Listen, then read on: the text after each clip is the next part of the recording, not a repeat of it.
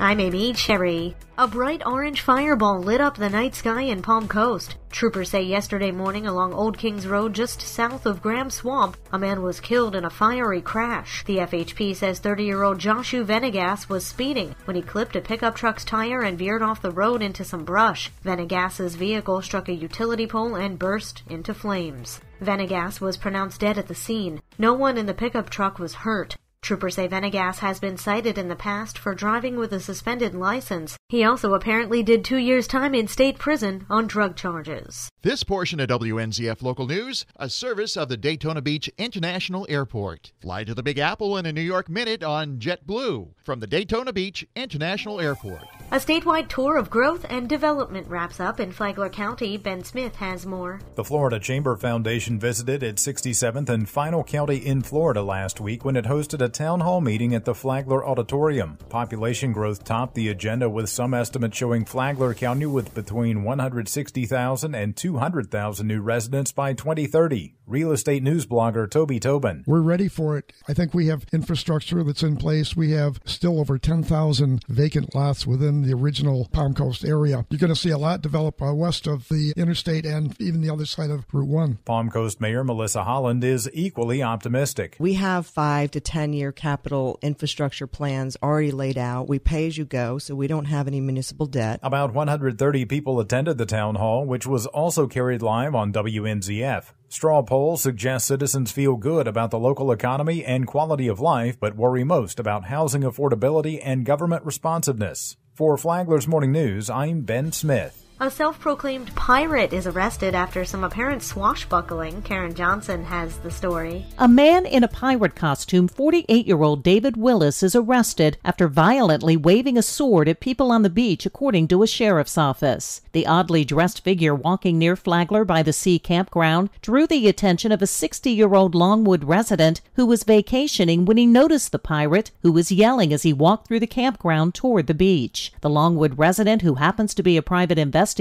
was able to distract Willis, while the investigator's son got a pair of handcuffs, and the Longwood man was able to secure the pirate until police arrived. I'm Karen Johnson, Flagler's Morning News. Palm Coast is raising the roof for the arts. The Palm Coast Arts Foundation has met its fundraising goal. President Sam Perkovich shared the good news on WNZF's Free for All Friday with David Ayers. We had 66 days to raise $50,000, but we did it in 65. Hey, all right. Congratulations. We actually have a little bit to spare. We're about 14% over. And that goal led them to a $50,000 match from a very generous anonymous donor whose name will be revealed in due time. We notify the Board of Trustees first, which we're going to do on Monday, and then he has finally agreed to go public. The $100,000 will be used to build a roof over the foundation's outdoor concert stage in Town Center. And now you're up to date on Flagler's Morning News. I'm Amy Cherry.